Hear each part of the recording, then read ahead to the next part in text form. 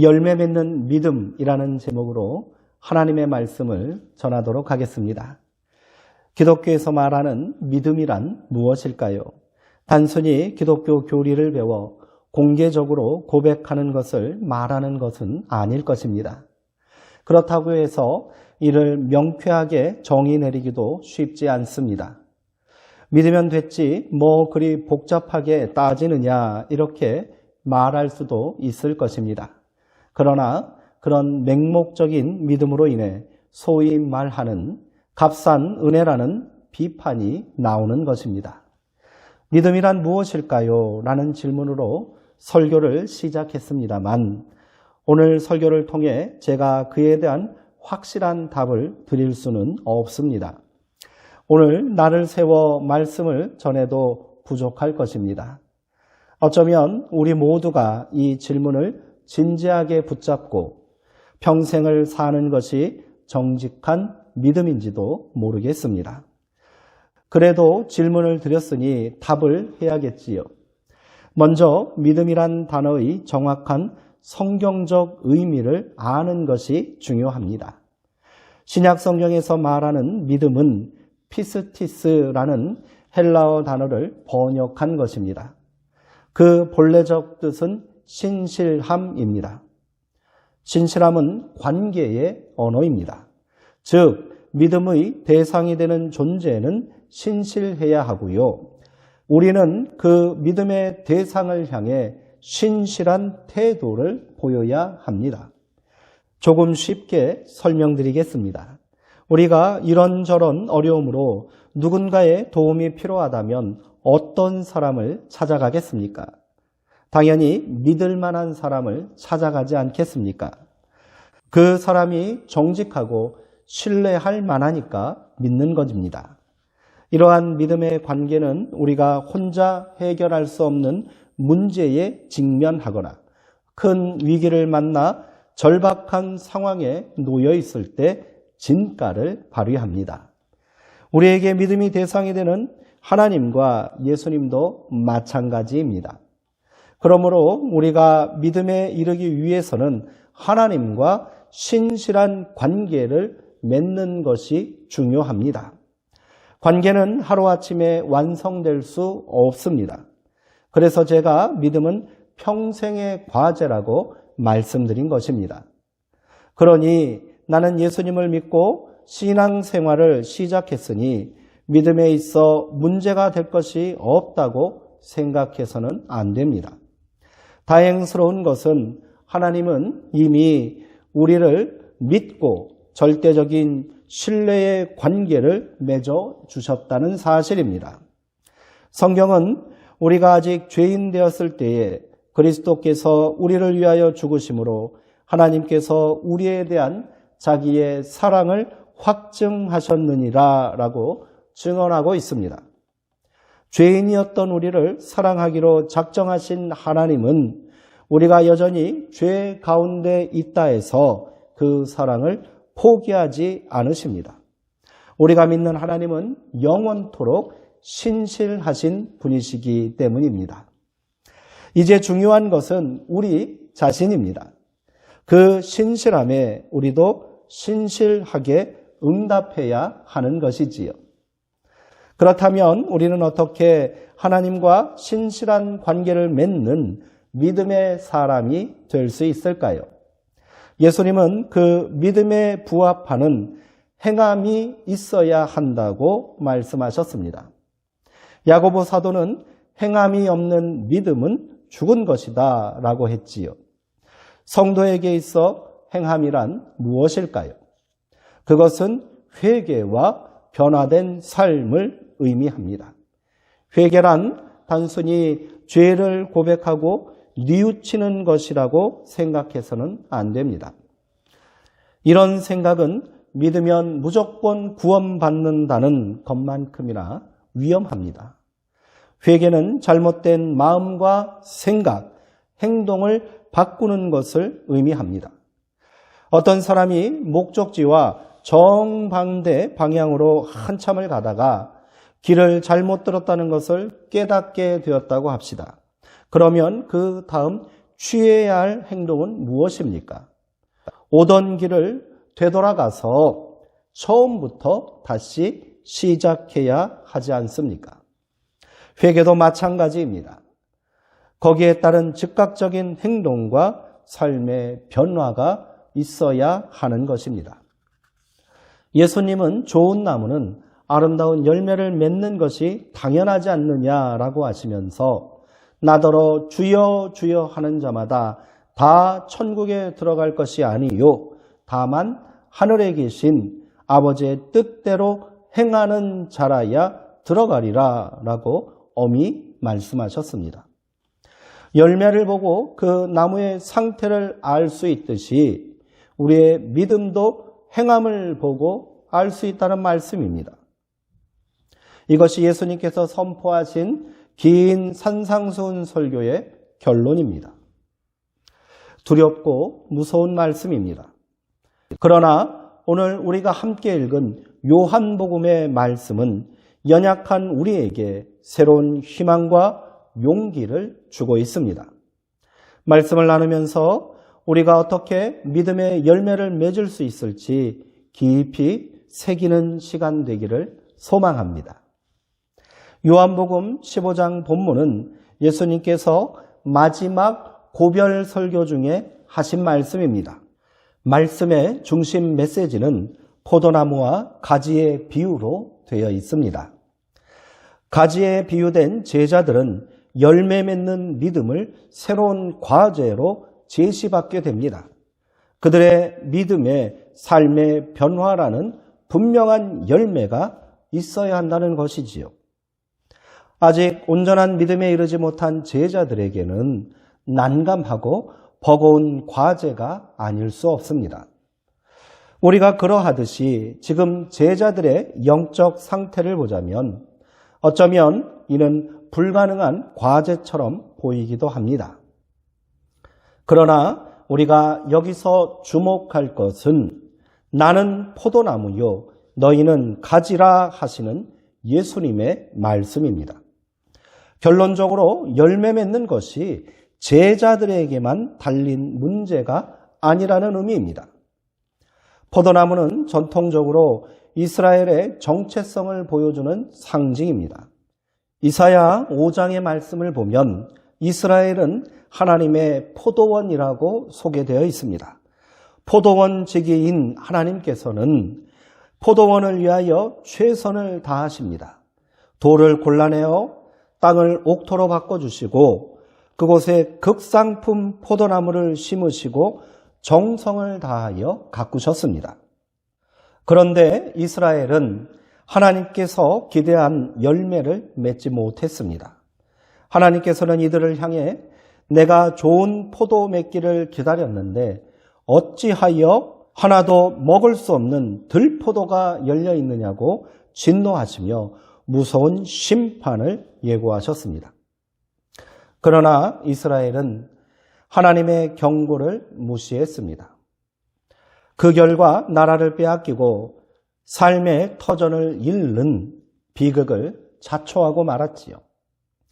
그런데 예수님은 지금 나는 참 포도나무요 내 아버지는 농부라 라고 말씀하십니다. 새 이스라엘의 회복과 구원의 역사를 자기가 실현할 것을 선언하신 것입니다. 과거 이스라엘이 실패를 반복한 것과는 달리 예수님은 자신이 참 포도나무로서 열매를 맺는 주체가 되겠다는 말씀입니다. 한마디로 제자들과 운명을 같이 하겠다라는 굳은 의지가 담긴 말씀입니다. 그러니 이제 너희는 어떻게 열매 맺을까를 고민하거나 과연 내가 열매 맺을 수 있을까 두려워하지 말고 그저 나에게 단단히 붙어있는 가지처럼 한 몸을 이루면 된다는 것입니다. 얼마나 위로가 되고 용기와 희망을 주는 말씀입니까? 이 말씀을 통해 우리는 열매 맺는 믿음에 대한 분명하고 확실한 원리를 깨달을 수 있습니다. 그 원리는 세 단어로 간략하게 요약할 수 있습니다. 깨끗하게 하라, 거하라, 기도하라가 그것입니다. 이를 하나씩 살펴보도록 하겠습니다. 먼저 깨끗하게 하라입니다. 가지가 열매 맺기 위해서 농부의 손길이 필요하듯이 우리도 하나님의 돌보심을 받아야 한다는 말씀입니다. 좋은 열매를 맺기 위해서는 반드시 가지치기가 필요합니다. 믿음의 열매도 마찬가지입니다. 내 삶에 있어 불필요한 가지를 과감히 잘라내는 연단의 과정이 필요한 것이지요. 여기서 중요한 것은 가지치기는 가지 스스로 하는 것이 아니라는 사실입니다. 능숙하고 지혜로운 농부 대신 하나님께서 하실 일입니다. 그 과정은 두렵고 고통스러울 수 있습니다. 그러나 우리는 전적으로 하나님을 신뢰하고 자신을 온전히 하나님께 맡겨야 합니다. 수술을 앞둔 환자가 의사의 칼을 두려워하지 않는 것처럼 때로는 감당하기 힘든 것 같은 고통도 하나님께서 우리를 깨끗하게 하고 건강하게 돌보심으로 믿고 인내해야 하는 것입니다. 둘째, 거하라입니다. 예수님과 생명의 관계 속에 있어야 한다는 것입니다. 예수님은 제자들에게 내 안에 거하라고 말씀하셨습니다. 거하라는 말씀은 예수님과의 영적이고 인격적인 관계를 극적으로 보여주는 말씀입니다. 가지가 저절로 열매를 맺을 수 없듯이 하나님이 원하시는 열매를 맺는 것은 인간의 힘으로 가능하지 않습니다. 그것은 우리가 예수님 안에 있을 때에 가능합니다. 그러면 우리는 어떻게 예수님 안에 거할 수 있겠습니까? 예수님은 요한복음 15장 9절에서 나의 사랑 안에 거하라 라고 말씀하셨습니다. 예수님의 사랑 안에 거하는 것은 그의 계명을 지키고 순종하는 것입니다. 나의 뜻이 아닌 아버지의 뜻대로 십자가 순종의 삶을 사셨던 예수님처럼 우리도 예수님 안에서 서로 사랑하는 순종의 삶을 살아야 합니다. 하나님은 농부이고 예수님은 참 포도나무요 우리는 가지라고 했습니다. 가지는 나무에 붙어 있어야 영양을 공급받고 생명을 유지하여 열매를 맺을 수 있습니다. 우리가 주를 떠나서는 아무것도 할 수 없습니다. 가지가 줄기에서 떨어지면 곧 말라 죽고 맙니다. 나는 나무가 아니고 가지임을 잊지 말아야 합니다. 혼자 힘으로는 할 수 없습니다. 반드시 나무에 단단히 붙어 있어야 하는 것입니다. 마지막으로 기도하라입니다. 믿음의 자녀는 기도에 힘써야 합니다. 예수님은 제자들에게 기도하라고 명령하십니다. 너희가 내 안에 거하고 내 말이 너희 안에 거하면 무엇이든지 원하는 대로 구하라. 그리하면 이루리라. 우리가 기도에 전념해야 하는 이유가 바로 여기에 있습니다. 열매 맺는 신앙을 위해서 반드시 포도나무이신 예수님에게 붙어 있어야 하는데 그 또한 나의 노력과 의지로 되는 것이 아니기 때문입니다. 기도는 열매 맺는 신앙을 위해 우리가 할 수 있는 구체적인 실천 방법입니다. 여기서 기도에 대한 우리의 오해를 짚고 넘어가야 하겠습니다. 우리는 이 말씀의 뒷부분만 기억합니다. 무엇이든지 원하는 대로 구하라. 그리하면 이루리라 라는 말씀입니다. 기도를 무슨 만능 요술 방망이처럼 생각하는 꼴입니다. 그래서 무엇이든지 원하는 대로 구하라 했는데 왜 주지 않느냐고 불평하고 절망하는 것입니다.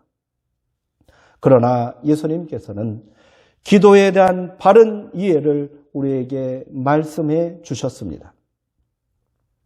기도란 우리가 예수님 안에 거하고 말씀이 우리 안에 있을 때 응답되는 것입니다.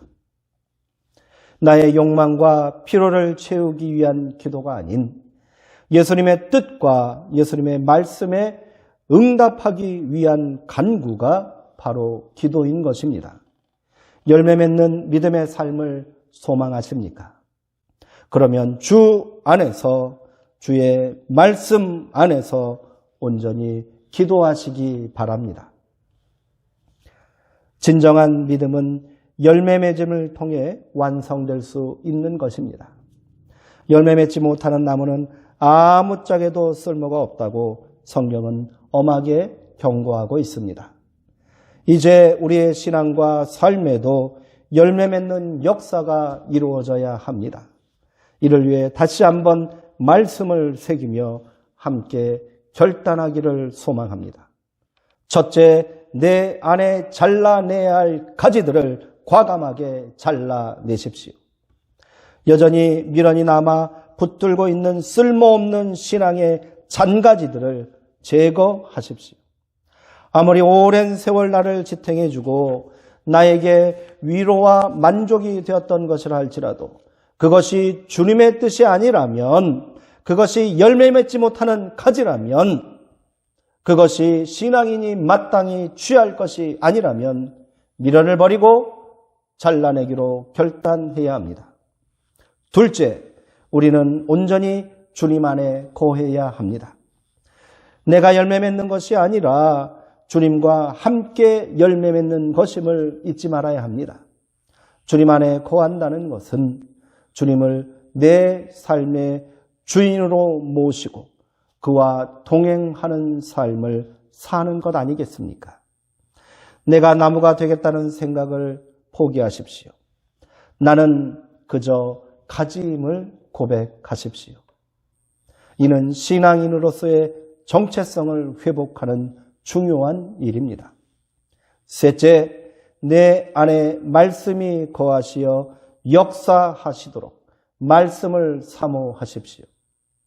익숙함에서 오는 말씀의 편견에서 벗어나야 합니다. 선포되는 말씀과 묵상하는 말씀이 오늘 내가 응답하여 열매 맺어야 할 신앙의 새로운 과제임을 고백하십시오. 넷째, 기도에 힘쓰시고 성령의 인도하심에 따라 날마다 새롭게 성장하십시오. 열매는 하루아침에 얻을 수 있는 것이 아닙니다. 오랜 시간 기다림과 인내와 절제의 세월 속에서 열매는 풍성하게 맺힐 수 있습니다. 당장의 성과가 없다고 바로 포기해서는 아무런 열매도 맺을 수 없습니다. 세례 요한은 어떻게 해야 회개에 합당한 열매를 맺을 수 있느냐고 질문하는 무리들에게 구체적이고 작은 실천 과제를 제시했습니다. 옷 2벌 있는 사람은 없는 사람에게 1벌을 나눠주고 먹을 것도 그리하라고 말합니다. 세리에게는 너에게 정해준 것보다 더 받지 말라고 말했습니다. 군인에게는 협박하거나 속임수를 써서 남의 물건을 착취하지 말고 자기가 받는 봉급으로 만족하라 하셨습니다. 오늘 내가 주님과 함께 맺을 열매는 무엇입니까? 하나님은 단번에 거대한 숲을 만들라고 요구하지 않으십니다. 그저 오늘 하루 작은 씨앗을 심는 마음으로 작은 믿음의 행함을 신실하게 실천하며 살면 족합니다. 바로 지금 미워했던 사람에게 먼저 따뜻한 말 한마디라도 전하십시오. 사소한 일상과 작은 성취라도 주님의 은혜로 여기고 기쁨과 감사를 고백하십시오. 다툼과 시비가 있던 사람에게 화평의 손을 먼저 내미십시오. 분노가 치밀어 올라도 한 번 더 참으십시오. 작은 연민의 마음이 일어난다면 할 수 있는 대로 자비를 베푸십시오. 손해를 볼 것이 뻔해 보이는 상황에서도 선을 행하십시오. 작은 감동과 깨달음이 있었다면 받은 말씀대로 순종하십시오. 도무지 이해할 수 없는 행동을 하는 사람에게도 온유함으로 용납하십시오. 다시 옛 습관과 욕망이 고개를 내민다면 한 번 더 절제하십시오. 무엇보다도 서로 뜨겁게 사랑하십시오. 예수님은 포도나무와 가지의 비유를 마치시고 제자들에게 이렇게 말씀하셨습니다. 아버지께서 나를 사랑하신 것 같이 나도 너희를 사랑하였으니 나의 사랑 안에 거하라. 내가 아버지의 계명을 지켜 그의 사랑 안에 거하는 것 같이 너희도 내 계명을 지키면 내 사랑 안에 거하리라. 아멘. 그렇게 조금씩 날마다 우리의 믿음이 열매 맺기를 소망하며 기도하시는 사랑하는 수정동교회 성도님들 되시기를 주님의 이름으로 축원드립니다. 기도하시겠습니다. 사랑과 은혜의 하나님, 아무런 자격도 없고 여전히 죄 가운데 방황하는 저희들을 믿어주시고 우리 가운데 신실한 사랑에 또 구원의 언약을 맺어주시니 감사합니다. 이제 우리가 그 믿음에 응답하는 신실한 삶을 살게 하옵소서. 우리의 믿음에도 더 늦기 전에 열매가 맺을 수 있도록 주님 안에 온전히 거하게 하시고 주의 말씀이 내 안에서 역사하게 하여 주시옵소서.